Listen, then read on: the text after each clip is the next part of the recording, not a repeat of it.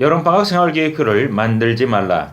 벌써 방학이 시작된 지도 한 달이 다 돼갑니다만 자녀들의 여름방학은 결코 계획대로 되지는 않는다는 것을 여러분들 지금쯤 아셨죠? 해서요, 오늘은 대비법을 말씀드립니다. 청취자 여러분, 방학이란 단어, 여름방학과 겨울방학 두 번의 방학마다 저에게도 역시요, 반드시 해야만 했던 그런 과제가 있었는데요. 그중에 맨 처음 것은요, 그래요, 하루 생활계획표를 만들기였죠.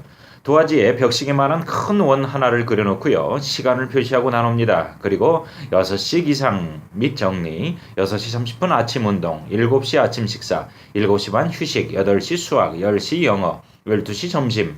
이렇게 해서 하루에 해야 할 일을 꼼꼼히 적어 놓았죠. 그리고는 이번 방학에는 꼭 이대로 해야지 하고 결심했던 기억이 새롭습니다. 하지만 다만 그런데 이렇게 실천해 본 날이 하루도 없었다는 것, 그런 기억도 따라옵니다. 자, 남은 방학 기간 동안 하루 생활 계획표를 만들지 마시기를 바랍니다. 무언가를 시작하려고 할 때마다 구체적인 스케줄을 세워 거기에 따라 행동하는 것이 최선이라고들 생각하기 쉽죠.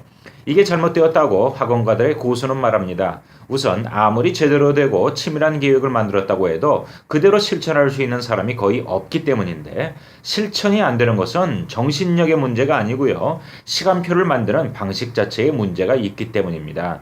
우리가 계획을 세우면요, 결국 그 내용은 희망사항만으로도 가득해지죠.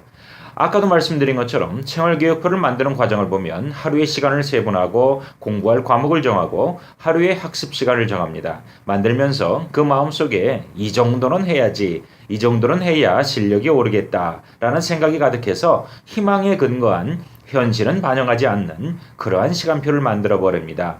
만들 때는 그렇게 하고 싶었다고 하는 거죠. 실력을 높이기 위한 계획이 아니라 실현 불가능한 꿈으로 가득 찹니다.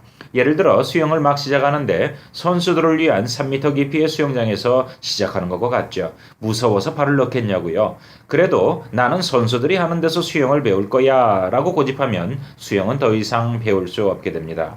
또한 목표가 너무 낮아도 문제입니다. 이건 더 큰 문제인데요. 왜냐하면 목표가 낮으면 낮을수록 오늘 안 해도 내일 하면 돼 하고 생각하면서 게을러질 것이 분명하기 때문이죠. 그렇다고 무턱대고 공부하는 것도 또한 안 됩니다.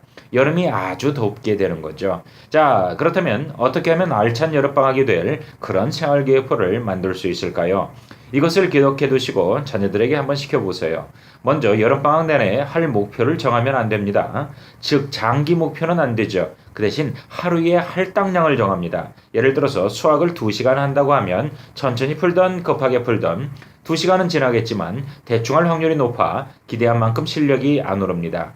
이거 조심해야 되는 거죠. 그에 비해서 2시간 동안 문제를 20개 풀기로 하고 시간과 할당량을 정하고 다 끝내야 쉴 수 있도록, 하지만은 예상보다 빨리 끝나면 더 풀지 말고 휴식을 하면서 긴장을 풀게 되는 거죠. 히팅거 감독 기억나시죠? 체력훈련 운동장 10바퀴 돌던 우리 축구팀에게 단거리, 달리기, 체조, 5m 달리기 다양한 방법으로 힘을 기르게 했던 그 결과 월드컵 사강신화 만든 바로 그날들 기억하실 겁니다.